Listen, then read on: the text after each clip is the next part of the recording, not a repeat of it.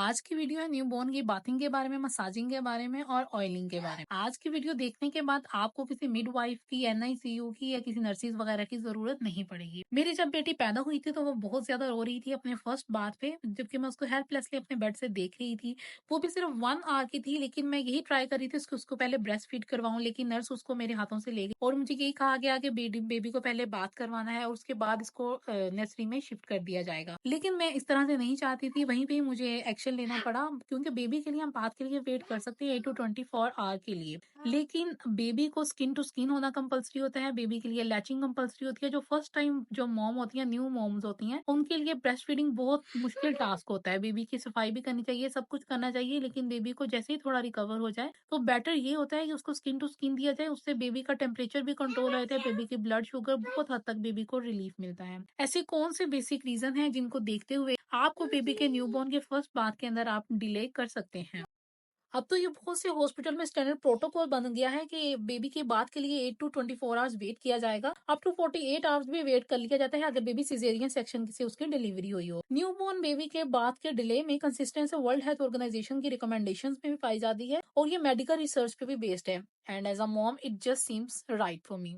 अब बात करती हूँ रीजंस की, जिन जो कि कंपलसरी है न्यूबॉर्न के फर्स्ट बात से पहले, कि ये रिड्यूस करता है इन्फेक्शन को किस तरह से रिड्यूस करता है कि इस बेबी के ऊपर एक व्हाइट कलर का सब्सटेंस होता है जिसे वर्निक्स कहा जाता है, जो स्किन सेल बेबी के डेवलपमेंट के दौरान में बने होते हैं, उनकी वजह से ये कंपोजिशन होती है। वर्निक्स के अंदर डिफरेंट तरह के प्रोटीन्स होते हैं जो बेबी को प्रिवेंट करते हैं कॉमन बैक्टीरियल इन्फेक्शन से। वर्निक्स एक sort of natural antibacterial ointment भी है। ये आपका बेबी जब पैदा होता है तो उसको एंटी जर्म बैरियर देता है। बैक्टीरिया ग्रुप बी के, जैसे कि स्ट्रेप्टोकोकस हो गया, इकर्शिया कोलाई हो गया, इसमें से ट्रांसमिशन के लिए बहुत ज्यादा उनको तगदो करनी पड़ती है और न्यू बोर्न की जो ड्यूरिंग डिलीवरी के दौरान भी बैक्टीरिया ट्रांसफर नहीं होते। साथ साथ में ब्लड स्ट्रीम के इन्फेक्शन से बचाता है, बेबी को निमोनिया से बचाता है और समटाइम जो कि फेटल भी बैक्टीरिया हो सकते हैं उनसे भी बचाता है। हम कह सकते हैं कि वर्निक्स एक तरह की नेचर की प्रोटेक्शन होती है जो बेबी को इन सब किस्म के इन्फेक्शन से बचाता है। सेकेंड नंबर पे ये स्टेबलाइज करते हैं इन्फेंट्स के अंदर ब्लड शुगर को। बहुत जल्दी अगर हम बेबी को नहला देंगे तो उसका ब्लड शुगर लेवल ड्रॉप हो जाएगा, लेकिन क्यों, इसकी क्या रीजन है? क्योंकि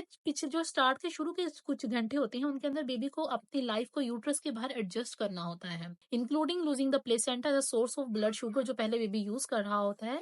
बाथिंग जब उसको बेबी को बहुत जल्दी दी जाती है तो वो बहुत ज्यादा रोता है, स्ट्रेस लेता है और स्ट्रेस हार्मोन को रिलीज करना स्टार्ट कर देता है, और यही स्ट्रेस हार्मोन कॉज करते हैं बेबी के ब्लड शुगर का ड्रॉप होने के लिए, जिसकी वजह से बेबी बहुत ज्यादा स्लीपी हो जाता है और साथ साथ ब्रेस्ट फीड में भी लेट हो सकता है, causing the blood sugar to drop even more. Really low blood sugar can cause neurological injury but the bath can wait. Next point की बात की जाए तो हर एक को हॉस्पिटल में जो बेबी की केयर कर रही हैं उनको ग्लव्स लाजमी पहनने चाहिए to prevent exposure to body fluid such as amniotic fluid and blood. कुछ स्टडी से ये भी प्रूफ है कि ग्लव जब हम पहनते हैं तो उसकी वजह से बेबी भी सेफ हो जाता है by preventing transmission of common viruses and other infection from workers to the baby. कि किसी भी तरह से बेबी बहुत छोटा होता है, अभी न्यू बोर्न होता है, उसके ऊपर इन वायरसेस का भी, बैक्टीरिया का भी ज्यादा इफेक्ट होता है। नेक्स्ट बात की जाए तो ये इम्प्रूव करता है बॉडी के अंदर टेम्परेचर कंट्रोल को। अगर बेबी को बहुत जल्दी बात दे दिया जाए तो बेबी को हाइपोथर्मिया भी हो सकता है। मॉम के अंदर जो टेम्परेचर होता है जिसमें बेबी पहले हो रहा होता है वो 98.6 डिग्री होता है, लेकिन मोस्टली जो बेबीज होते हैं रूम टेम्परेचर पे उनकी डिलीवरीज होती हैं जहाँ पे 70 डिग्री के राउंड अबाउट टेम्परेचर होता है। इन फर्स्ट फ्यू आवर जो बेबी के बर्थ के बाद होते हैं, बेबी को ज्यादा एनर्जी कंज्यूम करने की जरूरत होती है अपने आप को वार्म रखने के लिए, अपने टेम्परेचर एडजस्टमेंट के लिए। लेकिन अगर उस टाइम पे ही बेबी को ठंडा कर दिया जाए या नहिला दिया जाए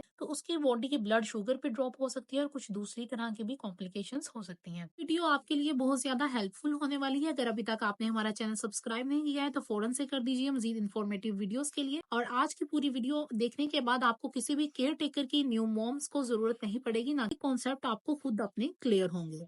नेक्स्ट बात की जाए तो ये इम्प्रूव करता है ब्रेस्ट फीडिंग को। स्टडीज से पता चलता है कि ब्रेस्ट फीडिंग का सक्सेस रेट ज्यादा होता है जब मॉम्स को अलाउ किया जाता है बेबी के साथ स्किन टू स्किन। ये टाइम किसी भी किस्म के इंटरप्शन का नहीं होता, किसी मेडिकल प्रोसीजर के लिए या बेबी को बात देने के लिए। आपने बहुत ज्यादा स्ट्रगल देखी होगी ब्रेस्ट फीड को, न्यू बॉर्न को ब्रेस्ट फीड करवाने के लिए।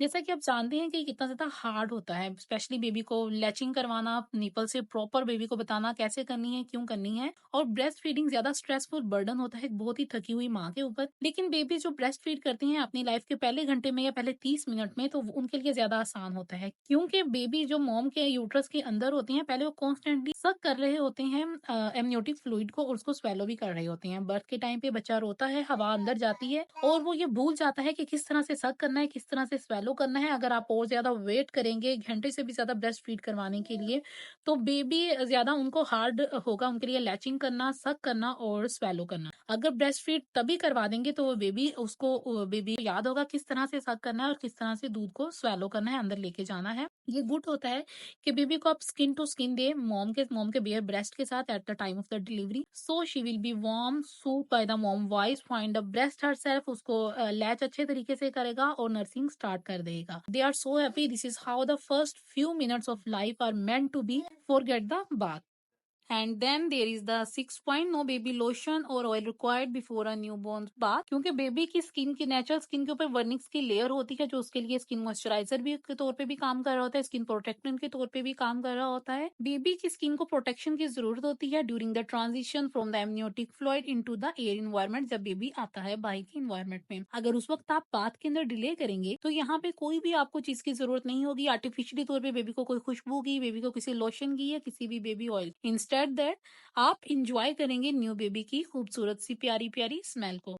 नेक्स्ट 7th पॉइंट की बात की जाए तो इम्प्रूव करता है बच्चे के और माँ की आपस में बॉन्डिंग को। इसके लिए न्यू बेबीज को स्नगलिंग की जरूरत होती है स्किन टू स्किन अपनी मॉम के साथ। यहाँ पे भी बेबी को चांस दिया जाता है ब्रेस्ट फीड का। बहुत सारी ऐसी डिलीवरीज होती हैं जिनमें लाइफ के जो फर्स्ट फ्यू मिनट्स होते हैं वो या तो किसी नर्स के साथ गुजर जाते हैं या किसी हेल्थ केयर प्रोफेशनल के साथ गुजर जाते हैं, लेकिन ये ही कुछ बेसिक फ्यू मिनट्स होते हैं जिनको बॉन्डिंग कंपलसरी होती है बेबी की अपने पेरेंट्स के साथ। यहाँ तक कि बेबी को किसी ब्रीथिंग के लिए इमीडिएट रेस्क्यू करने की जरूरत ना हो, कोई इमरजेंसी ना हो, तो बेबी को माँ को ही पकड़ाना चाहिए। जो होते हैं उनको स्किन टू स्किन लाजमी करना चाहिए मॉम की चेस्ट के साथ। इसकी वजह से उनकी ब्लड शुगर का लेवल बेटर होता है, बच्चों में टेम्परेचर कंट्रोल अच्छे तरीके से होता है और उनको इजियर और अच्छा टाइम मिल जाता है ब्रेस्ट फीडिंग को लर्न करने के लिए। यहाँ तक कि स्किन टू स्किन को प्रेफर किया जाता है सी सेक्शन डिलीवरीज के बाद भी, and the bath can wait.